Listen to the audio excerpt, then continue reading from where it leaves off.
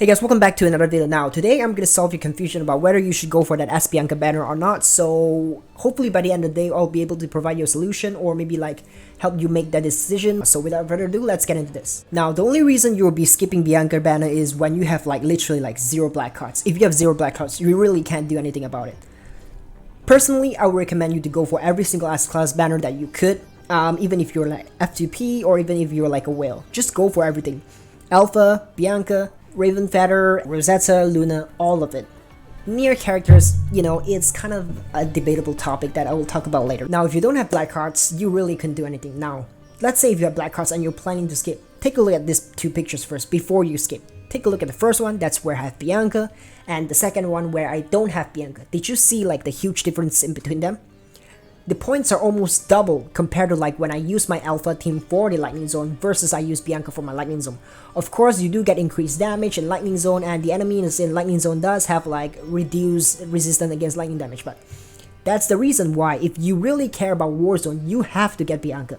This is the difference you could get. It literally got me from struggling to defend in the leader squad to promoting in the leader squad, literally placed in number 1, and currently I'm in hero. I know I'm gonna get demoted after like the whales come in, but eventually when I drop back to leader, I'll still be able to climb up back to hero. So it's kind of like an up down, but I'm still getting like a lot of Warzone points here. So if you care about Warzone, let's be honest, that's the majority of the players, because that's the only game modes, Warzone and Pancake, that keeps you coming and logging into the game every single day. So it's a big part of the game. So if you don't want to miss out, or you don't want to just get placed in the last and the bottom of the pit, you have to get Bianca. Now, the second reason why I want you to go for Bianca is if you're a new player that just come into the game really late. Maybe you join in late Fallen Star event, or maybe you just join in at the start of Eternal Engine. You're probably not going to have Alpha. You're probably going to have Watanabe, but it's probably like poorly built because you missed the Bathlone set memories for him. Now, cheers, because we're in a new event, we can farm for Hazen, which is the signature memory for Bianca. You don't have any good DPS for your team, you might want to go for Bianca. Even if you could select like Lee Entropy in your S selector rank, you're not going to have like Pattern, which is this set of memories. You're probably not going to have Pattern for your Lee Entropy, so it's going to be really hard to kind of grind for this set of memories because it's not available in the event currency shop. You have to do like it. Maybe you would go into like a farm 6-star memories RNG to wish they drop like a Pattern, but if you don't have and you're trying to get it in the shop, which is going to be like in here, the recycle shop, if you take a look at the 6-star memories shop, you can still get Pattern here, but guess what? It's gonna cost a lot, because if you try to recycle a random memory that you got from farming a memory stage in the event stage, you have to like recycle 3 of them, which is definitely not worth it just to get like 1 piece of memory set. So for new players out there, if you don't have like a good DPS, I would 100% recommend you go for that Bianca. Don't even hesitate, just go for the Bianca. If you have 15,000 black cards, that's even better. Just go straight into the banner and get her. It's gonna improve your gameplay so much more. Now, the third reason is everyone needs to listen to this, right? This is not a game where one team fits all. If you go into Tower of Babel, you know, if you have experienced the last Tower of Babel, you need multiple DPS and multiple units to be able to conquer this stage, because you can't just use Alpha or your Bianca over and over and over and over again. That's why I recommend you to go for every single S-class banner, because eventually when you have more than enough good DPS, you'll be able to conquer this stage really easily. You don't really even have to try hard. For those who don't have like a lot of DPS, they have to try really hard for this.